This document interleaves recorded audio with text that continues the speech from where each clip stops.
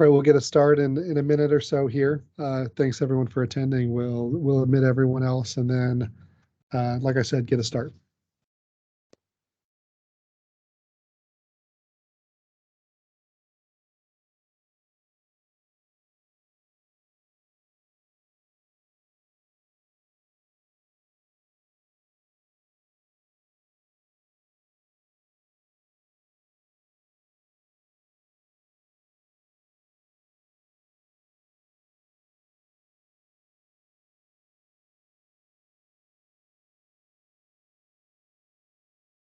Okay, my clock is showing noon Eastern, so we will get a start here.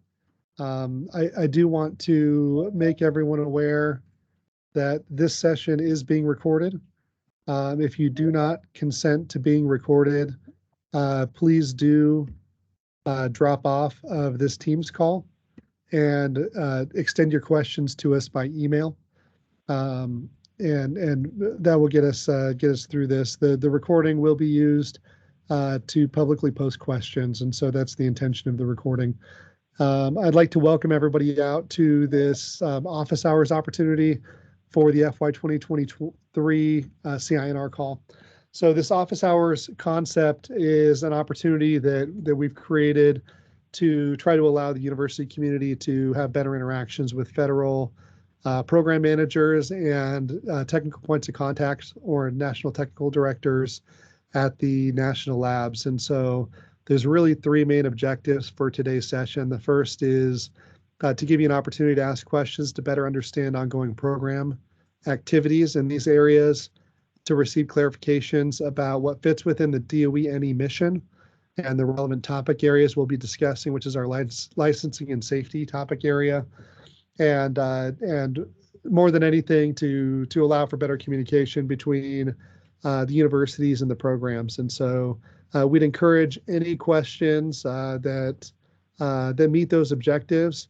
I do want to remind everyone that this year we do have a major change in the way that the scopes have been written and the way that they will be evaluated, and there'll be less of an emphasis on Office of Nuclear Energy program priority and more of a focus on relevance to NE mission, meaning that the scopes are intentionally open to try to capture all sorts of good ideas from the university community. Ties to the program are encouraged, but are not required on these calls or on these scope areas. So with that, I do want to go over some logistics about how we'll handle the question and answer session today. Please use, if you're on the Teams meeting itself and not on a phone, please use the raise hands function on Teams, which is kind of in the middle of your panel. There's a piece that says reactions where you can raise your hand. When you raise your hand, I'll call on you, and then you can extend your question. We do have program managers from the different programs, that are related to these areas that I'll introduce in just a moment. But please raise your hand. For those who are on the phone, we will break in between some of these Teams questions for questions on the phone. So I would just like to remind everybody we do have an hour to visit today about these topic areas. And so please limit your questions in a respectful format so that everybody has a chance to ask questions. I'd ask that you ask a question and possibly a follow-up, and then kind of loop yourself back in line if you have additional follow-up questions or additional questions, so that we give everyone an opportunity to extend their questions to program management. With that, this is our licensing and safety topic. We do have several program managers who I'm going to introduce now. And then we do have some national technical directors, some lab folks here on the call who can supplement any of the answers to the questions. And so as questions come up in their categories, I'd encourage you, any of the national technical directors, to go ahead and jump in when appropriate and introduce yourselves as you do so. With that, we have several scope areas in this licensing and safety area. LS1 led by William Walsh, LS2 led by Jason Marcinkowski, LS3 that's jointly led by Savannah Fitzwater and Tancel Selikler. Tancel is here on the call today. She'll be answering questions about the fuel cycle portions of material accountancy, control, and physical protection. Savannah is the advanced reactor point of contact. She has a separate LS3 session. And Anna, if you could remind me what day that is, that would be helpful. Yeah, Drew, that is Thursday, September 29th at 1 p.m. Mountain Time, so 3 p.m. Eastern. All right, thanks for that. So any questions related to materials accountancy that's focused on advanced reactors would be more appropriate during that time period. We will, if there's some cross-cutting aspects or some general questions, I'm sure folks on this call could try to answer those and then defer to Savannah if not. So in our LS4 area, this is advanced reactor licensing. We have Janelle Edens here with us today. And as a reminder, every one of these topic areas has an other topic area, which is LS5.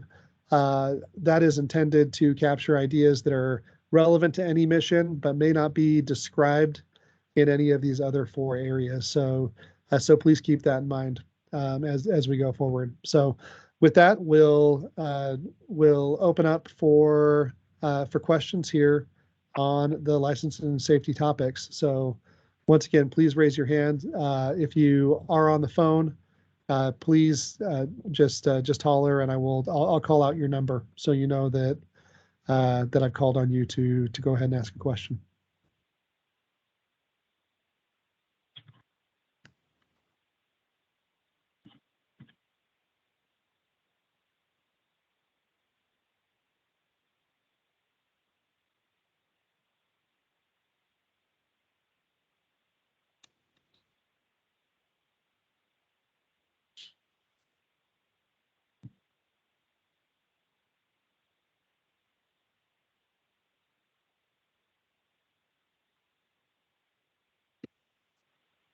We're still admitting some folks here as people jump onto the call. We're taking questions for any of the licensing and safety areas.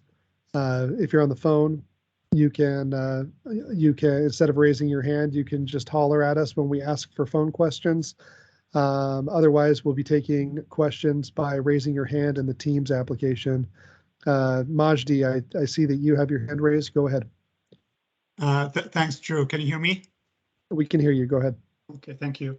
So for LS4, Advanced Reactor Licensing Topics, so I mean, the description of this call is a bit broad here, but I would like to confirm, I mean, is modeling and simulation is kind of responsive to this, or is it more experimental? Is it more an advanced reactor specifically, or if we need to apply it for light water reactors, for example, and see how this can be useful for advanced reactors? So any kind of ideas where how we can fit any proposal under this LS4, because to me it seems a bit broad. Thank you. Sure. So it's purposely written to be very broad, so that gives you the opportunity to propose activities that you think could help reduce the regulatory risk for advanced reactors. And to answer one of your questions, it is specific to light water SMRs as well as the non-light water reactor concepts. Mm-hmm.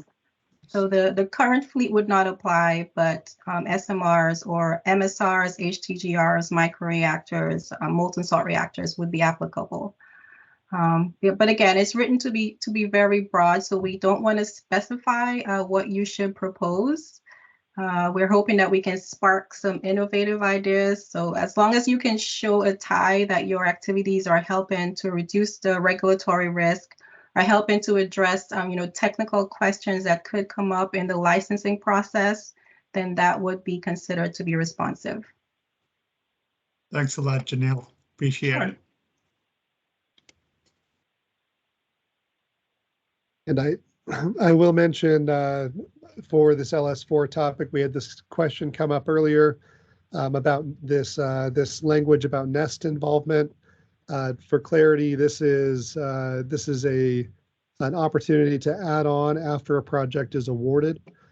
So if you are interested, the idea here is to, in your pre-application and full application, to mention that you are interested in tying together with Nest. That will not be part of the evaluation of the application in a positive or negative light. It won't be evaluated, but it will kind of tie you in if you are awarded the project to later have potentially apply for these Nest funds for student involvement. So so that question came up. Wanted to be clear about what the Nest NEA Nest program involvement was. Additional questions? We'll go ahead and take any questions that may be on the phone. Who can't raise your hands? If you do have a question, please raise your voice, and I'll call on you here.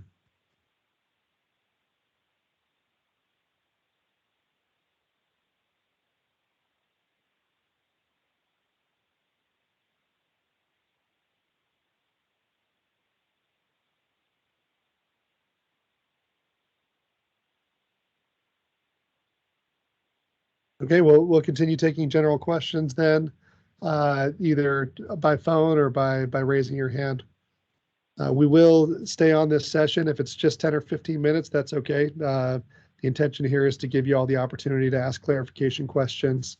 But if we do have an extended pause without questions, we will do a final call for questions and wrap up the session.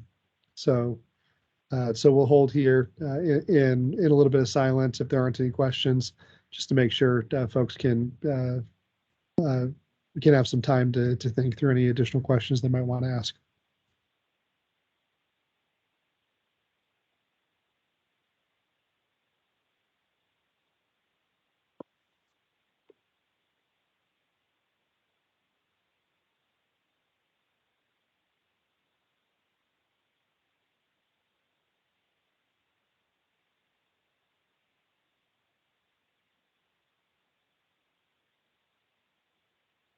As we wait, Anna is posting up some resources here which will be helpful.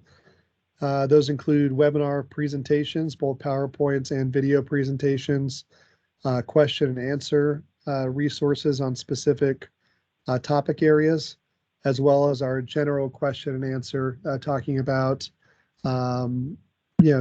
general NEUP process questions about how the program is administered.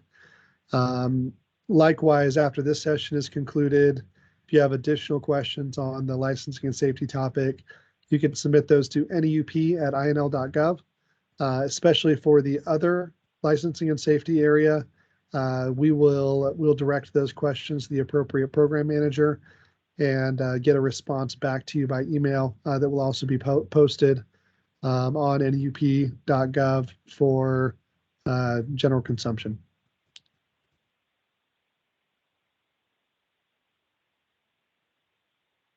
All right, I'm not seeing any additional questions, so we'll open this up for a last call for questions here. One last opportunity to raise your hand, speak up, and we'll wait here for another minute or two to see if we get any final questions.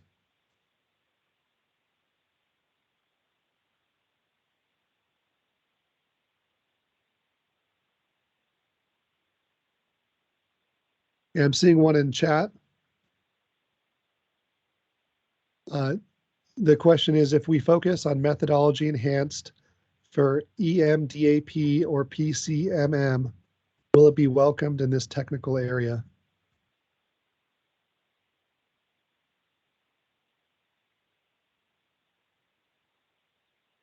Do you know what work scope that's directed at? You're welcome to come on mic as well if you'd like to talk, but we don't have a specific work scope yet for that topic. So if you could either put that in chat or jump onto your mic and give us a work scope area. Oh, your white mic isn't working. Is there a specific subtopic area that you're interested in getting an answer on that question from?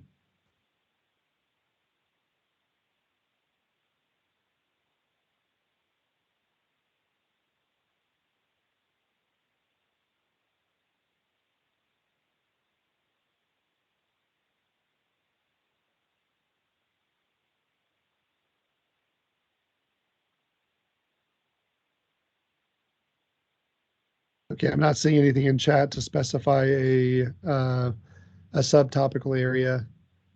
Does that sound like from any of the program managers that are here? Okay, we're getting a little bit of clarification here. Methodology development in particular, like knowledge-based management for evidence collection, organization, and enhancement. Does that sound like it could be for the program managers that are here on this call? Look like it could be a fit in one of these subtopical areas. I'm not familiar with those acronyms. Maybe it fits on the Savannah's area. I'm not sure. Not sure if any of the other program managers recognize it.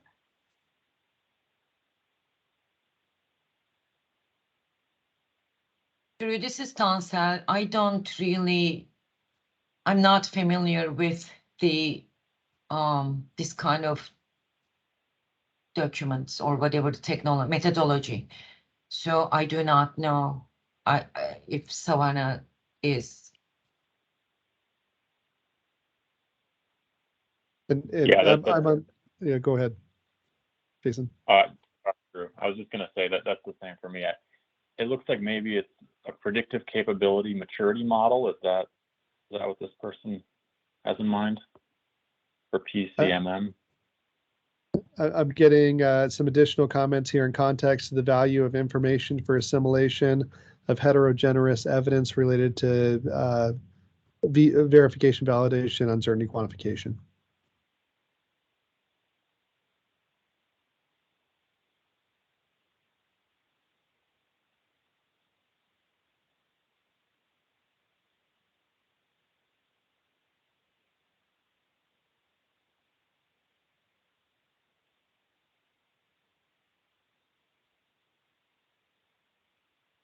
So if you're talking about all technical areas under LS,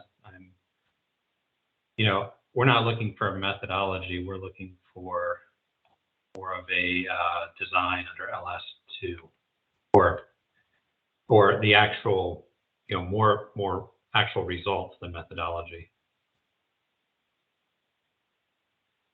So we'd rather have a case executed rather than just a methodology proposed.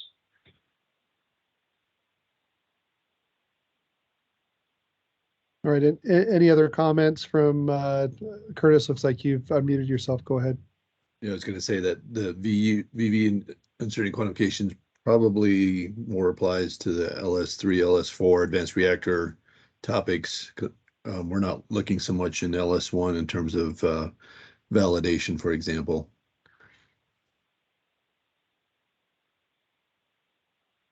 All right. Thanks for that, Curtis.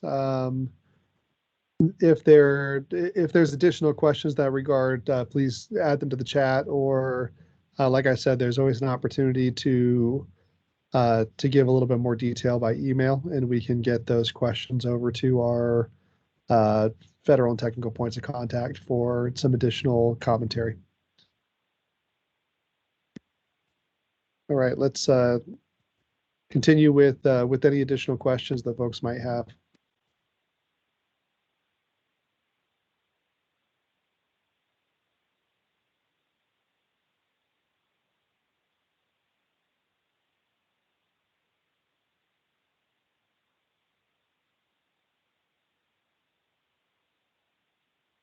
All right, this is final call for questions. I will repeat that any questions you need to ask after this point can be submitted to nup@inl.gov. We'll route those to the correct individuals.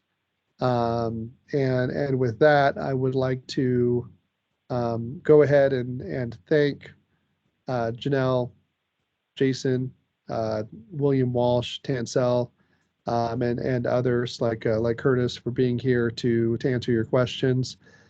We hope that this opportunity was helpful in receiving final clarifications on the scope before you go ahead and submit your pre-applications. From a due date standpoint, there's a reminder that the NSUF LOI due date is today, and our pre-application due date is approaching with a date of October 11th. So please, if you do have additional questions, submit them as soon as you can to give sufficient time for us to get you a good response back with enough time for you to be able to continue to prep your pre-applications. With that, any final words from the program managers before we head off?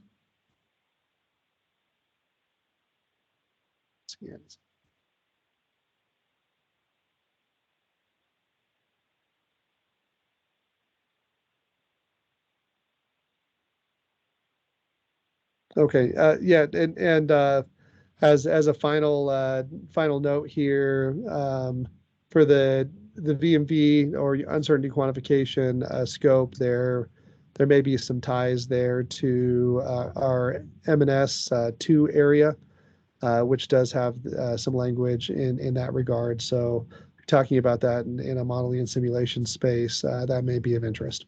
So with that, we will conclude this session. Program managers, thank you for being here, for taking the opportunity to talk with the folks here in the university community. And we will reconvene for our next session here in about 40 minutes. And that will be our materials topic area. So we hope maybe we'll see some of you there. All right. Thanks, everybody. Take care. Thanks, Drew. Thank you all. Thank you. Bye-bye. Thank you.